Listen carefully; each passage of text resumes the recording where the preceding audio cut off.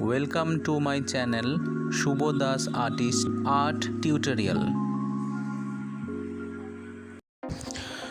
বন্ধুরা, আশা করি আপনারা সকলে ভালো আছেন।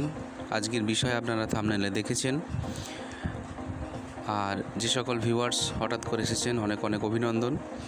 আমি প্রথমে ড্রয়িংটি রাফ স্কেচ করে নিচ্ছি, তারপর ধীরে ধীরে আমি ফাইনাল ড্রয়িংয়ে যাব।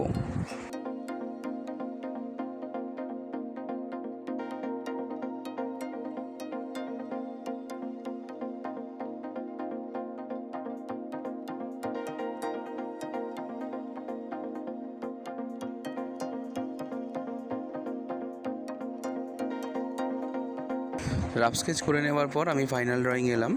আমি ধীরে ধীরে কিছু বিষয়গুলো যেগুলো আমার ডিটেলস প্রয়োজন সেগুলো আমি করে নিচ্ছি।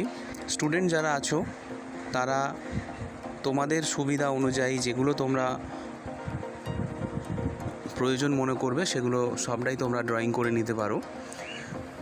প্রত্যেক ভিডিওতেই বলে থাকি তোমরা কিন্তু প্র্যাকটিসটা খুব মনোযোগ সহকারে করবে, গুরুত্বপূর্ণ এই প্র্যাকটিস।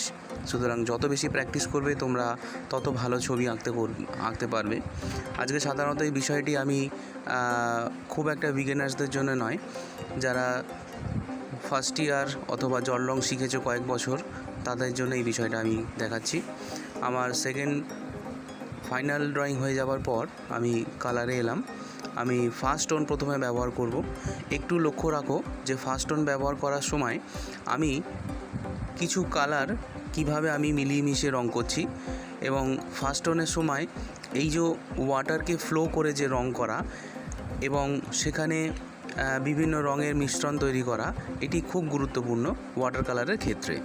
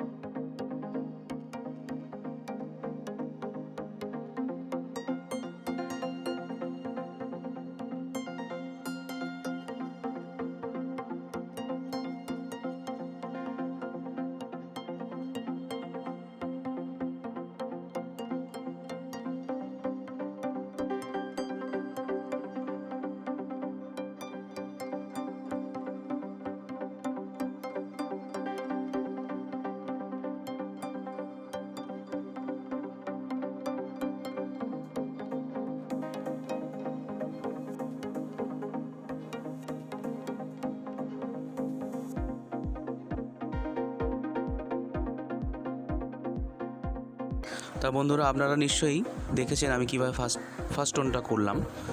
এরপর আমি ধীরে ধীরে সেকেন্ড টোনে আসব। ফার্স্ট টোন করার সময় একটু মাথায় রাখতে হবে যেন কালার বিভিন্ন রকমভাবে যে মিশ্রণটা এবং একে অপরের সঙ্গে মিশে জলের ফ্লো অনুযায়ী, এগুলো খুব গুরুত্বপূর্ণ। আর সেকেন্ড টোনের ক্ষেত্রে আমি বলে থাকি যে এটা মিডিল টোন, অর্থাৎ আমরা প্রথমে আলো ছায়াগুলো তৈরি করব, তারপর ধীরে ধীরে আমরা ফিনিশিং টোনটা আমরা দেব। সুতরাং যে সকল ভিউয়ার্স দেখছেন, জানি না আপনাদের ভিডিওটি কীরকম লাগবে। যদি ভালো লাগে অবশ্যই একটা কমেন্ট দেবেন, আর ছবি সংক্রান্ত কোনো রকম প্রশ্ন থাকলে অবশ্যই আমাকে জানাবেন। ছবি সংক্রান্ত কিছু প্রয়োজন থাকলে অবশ্যই আমাকে ছবি কি প্রয়োজন আমাকে জানাবেন, আমি করার চেষ্টা করব। যে স্টুডেন্ট দেখছো, দেখো আমি ফার্স্ট টোন করার পর আমি কিন্তু ছবিটা একটু শুকনো করে নিয়েছি, তারপর কিন্তু আমি সেকেন্ড টোন ব্যবহার করছি।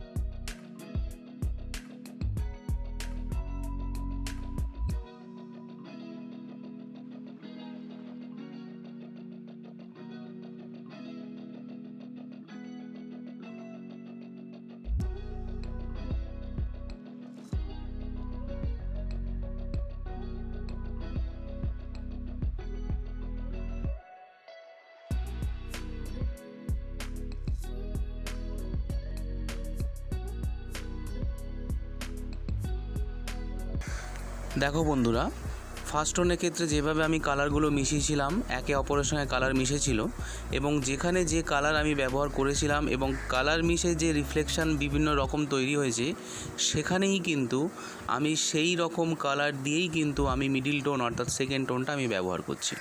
অর্থাৎ যেখানে ইয়েলো সেখানে একটু লাইট ইয়েলো বা ডিপ ইয়েলো, সেখানে একটু ইয়েলিশ আমি ব্যবহার করছি, যেখানে গ্রিন সেখানে গ্রিন, যেখানে ব্লু সেখানে ব্লু।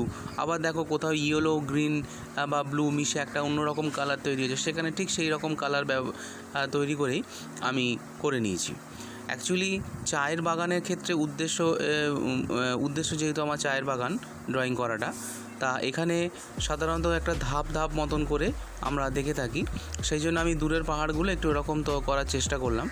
এরপর এছাড়াও আরও অনেক ডিটেলস করা যায়। সাধারণত এটা তো খুব সহজে যারা ছবি আঁকতে চাইছো তাদের জন্য তো আমি বিষয়টা করছি, সুতরাং আগে এটা প্র্যাকটিস করো, পরবর্তীকালে এই বিষয় নিয়ে আরও অন্যরকম ছবি নিয়ে আমি আসবো, তো সেখানে আরও ডিটেলস আমি দেখাবো। আমার উদ্দেশ্য হচ্ছে যে শুধু যাতে সকলে ছবি আঁকতে পারে সহজভাবে, সেই জন্যই আমার এই ছবিগুলো দেওয়া। হ্যাঁ, ধীরে ধীরে আমি সেকেন্ড টোন তৈরি করছি, তোমরা দেখতে থাকো কিভাবে করছি, তারপরে ফিনিশিং টোনে এলে আমি বলে দিচ্ছি।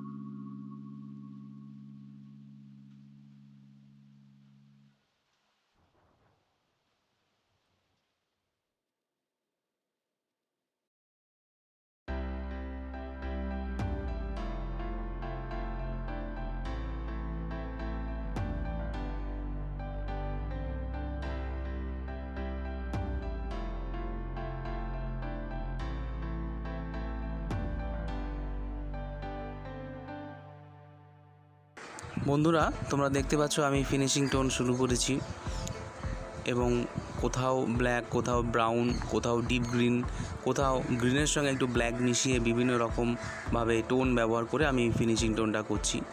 চায়ের বাগান অর্থাৎ সেখানে পাতায় ভরা থাকে, সুতরাং একটু পাতা পাতা ভাব, সেগুলোকে আমি কিভাবে রাখছি তোমরা নিশ্চয়ই বুঝতে পারছো। প্র্যাকটিসটা খুব গুরুত্ব সহকারে করো। আবারও বলছি, খুবই গুরুত্বপূর্ণ প্র্যাকটিস। যত বেশি প্র্যাকটিস করবে তোমার ছবি তত ভালো হবে।